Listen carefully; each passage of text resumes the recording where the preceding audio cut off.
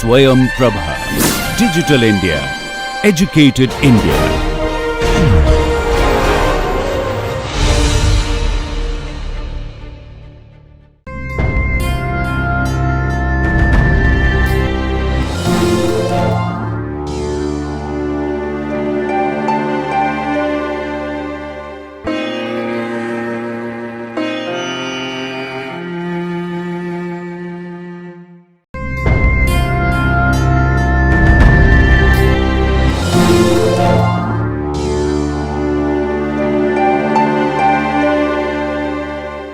The topic that was given to me is projected here. Traffic engineering and planning was what is given to me.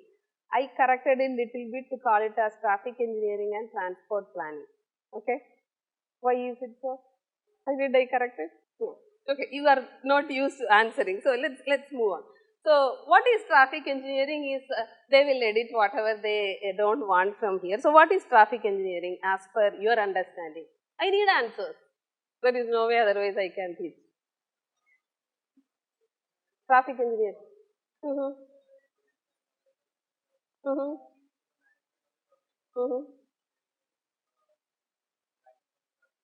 Okay. But that what is that life cycle include? Different tasks.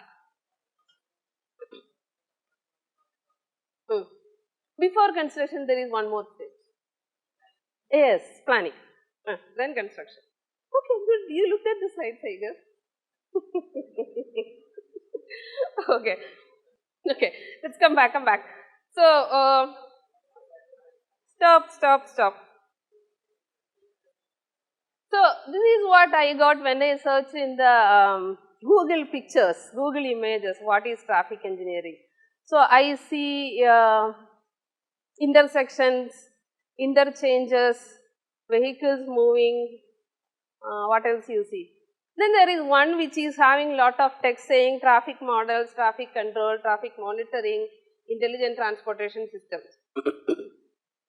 So all these are covered by what he said is what I believe. So let me show you the simplest definition I saw in a website. It is a very simple website. It says traffic engineering is a branch of civil engineering that uses engineering techniques to achieve safe and efficient movement of people and goods. Very simple, right? And it conveys what traffic engineering is all about. It's all about moving people and goods from one place to another. The major conditions that you add is safe, efficient and economic movement. So, this is what the traffic engineering is.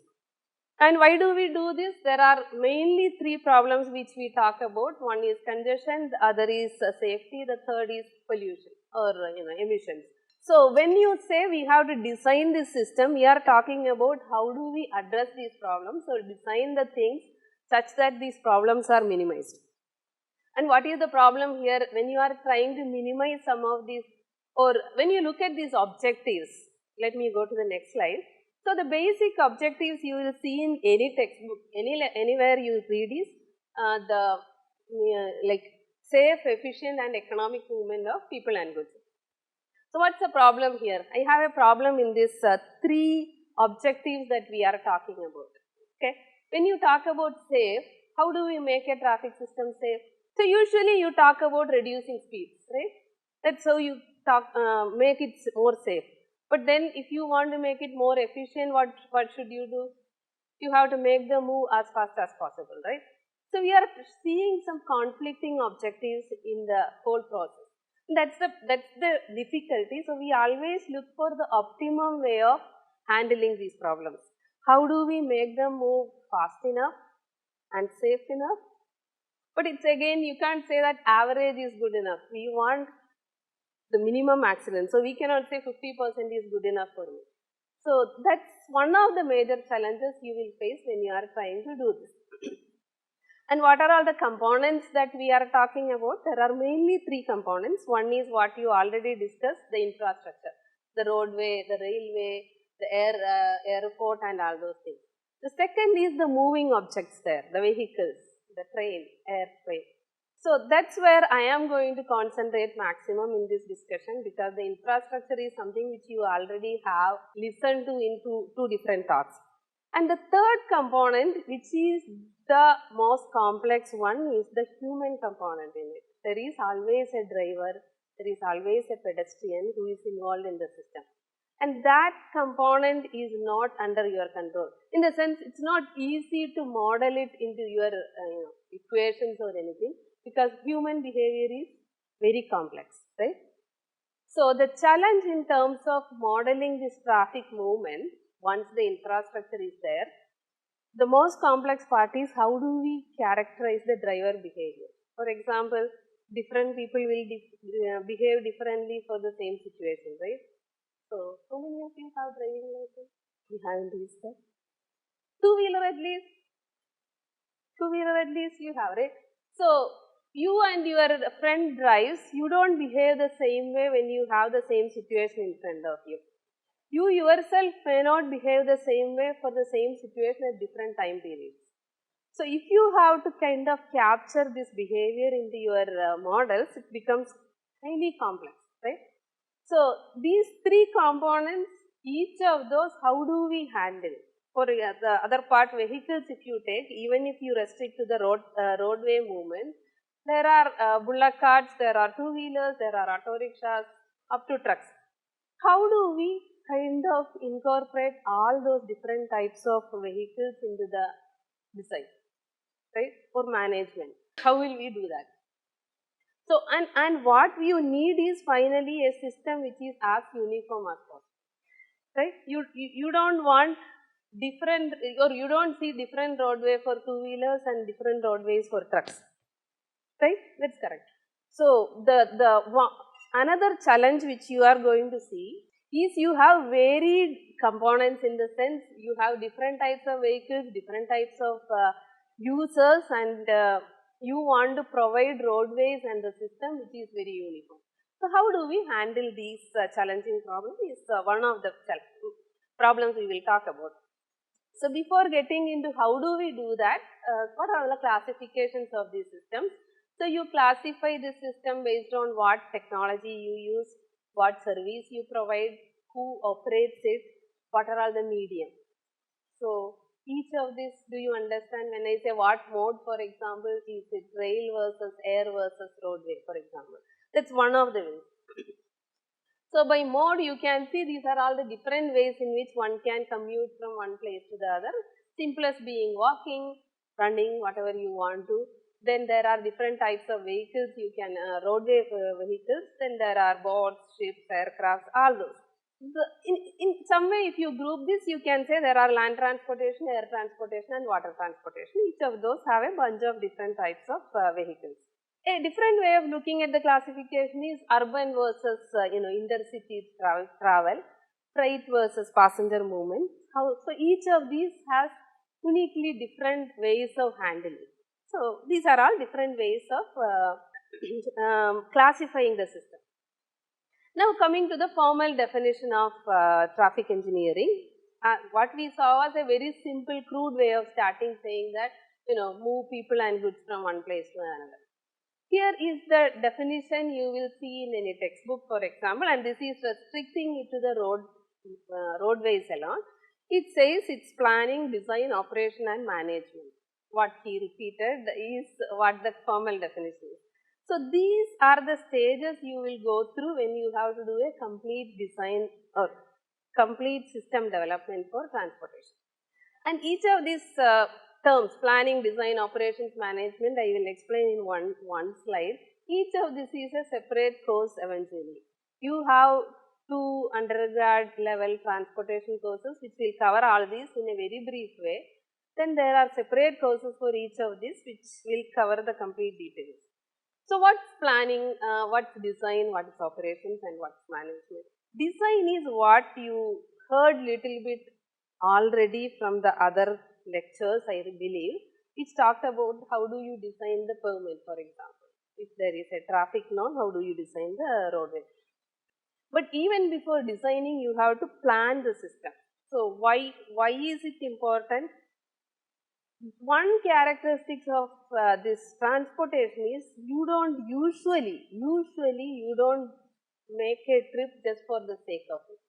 You don't go for a drive Okay, very rarely, maybe 1% you will do just for the thrill of riding a bike or something you will go. But most of the time you are traveling for some other purpose. Either you are going to your class or you are going to a movie, you are going to visit someone. So there is an end reason for you to make the trip. So that's what is meant by the derived, there is a term called,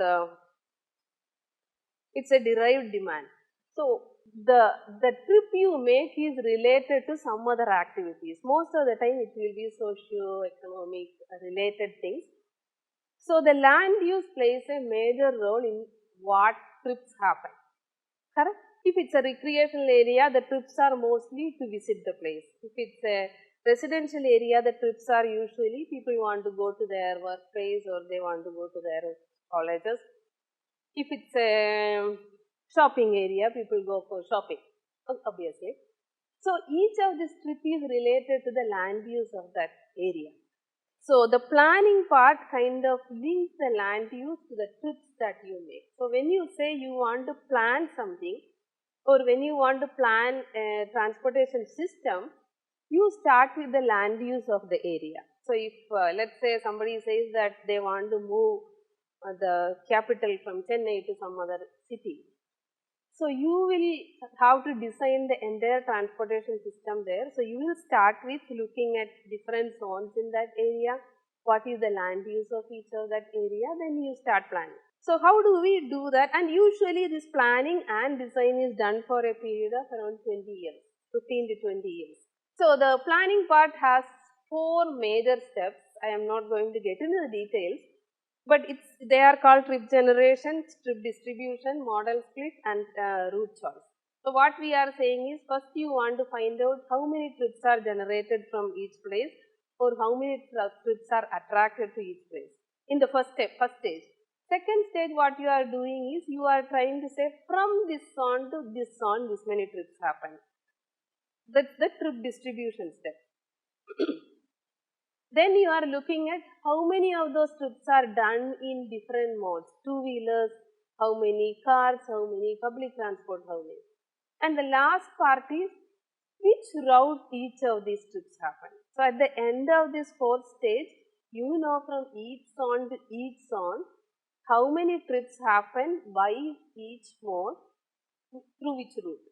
You understand? So at the end of this, you know that this route, this many two-wheelers and this many cars have to go. Then you get into the design where you will use this information to design what type of roadway you need, how much thickness you should give, what material you should use and all those. So that's the next stage which is the design. So there you are looking at how do I design this system or the roadway. So you will be getting into what I said as the hard side of it. Basically, you are looking at how do I do the characterization of the material, how do I design the thickness, how do I check the stress and strain so that's generated, whether it is safe, whether it will crack. All those information you need. So this is more of the structural design of the roadway. That's one part. You would have heard some lectures on structural design of buildings. Similar to that, we are talking about structural design of roadways. Once that part is done, the other part is the geometric design where you are looking at how do I design the curves, how do I make sure that the vehicles are not thrown out when you are negotiating a curve, or how do I make sure that a vehicle don't slip back when they are climbing an uphill. So you have to make sure it's done correctly. So that's the geometric design part of it. As I said, each of this is a separate course. Geometric design of highways is one separate course and offered from the transportation division. So this is the second stage. So it was planning, design. Third is what is called as the operations. How do we control or manage the vehicular movement on a roadway? So there is no way you can communicate with the driver. As an engineer, you don't communicate with the driver by calling, hey, you cannot go this way. So you need some kind of media to communicate with your drivers. That's what these operations mainly is. It's mostly about signs, markings and signals. You would have seen all of these. So markings are on the roadway, signboards sit in the road.